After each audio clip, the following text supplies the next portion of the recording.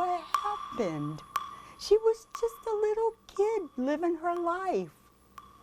She didn't deserve this. No child deserves this. Karen Egolf has been asking these questions for 32 years.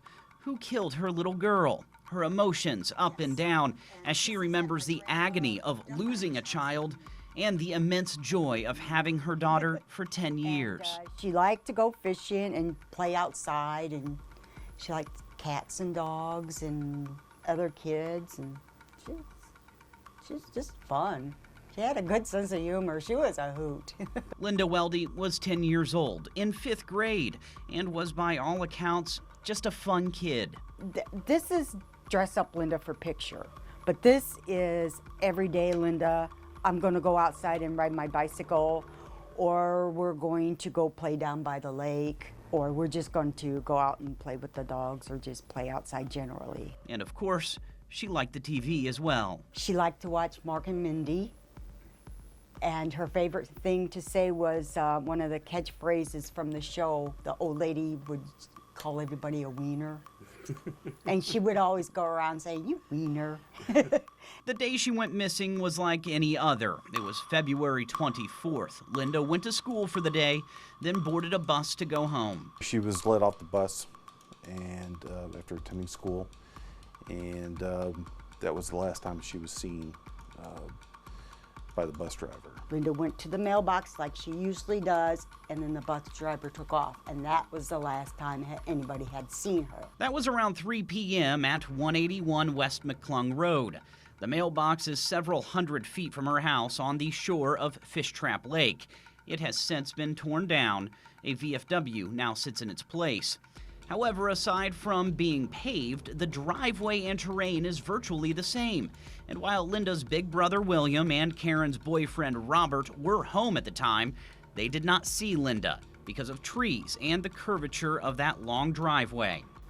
I had just started a new job in Walkerton, and it was a second shift job.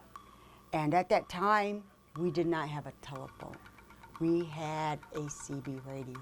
And it was hours before Linda was even reported missing. I clocked out of work at 11 o'clock at night, and I was on my way home, and I got on the CB radio because we also had a base unit. And I called up my husband, and I said, "I'm on my way home. Would you like me to pick up anything?" And he says to me, "Did by chance you said it was okay for Linda to spend the night anywhere?" And I told him, I said, "No, why do you ask?" And he said she didn't come home. It's like, oh, there's got to be some misunderstanding. For the next 3 weeks, they searched for her, handing out flyers like this one, going to her friends' houses, following every lead. Then 3 weeks later, a knock at the door. The detectives came to the house and they said, "Karen, you need to sit down." And I said, "Oh, man." And they said, "We think we had found Linda." I go, "Okay." And they said, "Would you come to the morgue?" And it was her. It was. I had not given up hope until that very moment. I'm thinking, no, please, no, don't let it be her. Let just be a bad dream. But it was her. Linda's body was found 9 miles away by a farmer clearing an irrigation ditch. She was found on top of an abandoned railroad embankment. So besides cleaning out the ditch, she must have seen something, walked up there and observed her, and obviously promptly reported it. LaPorte County Detective Pat Cicero has been working on this case since 2004. And I keep a picture of Linda right behind me where I sit at my desk. This is probably a third generation of detectives have utilized the information obtained back in 1987 and continue to look at it. For 32 years, detectives have gone through the evidence, revisiting this case when new technology is created. And now they're doing it again. This time, they believe, with stronger leads. Do you think you know who did it? Yes.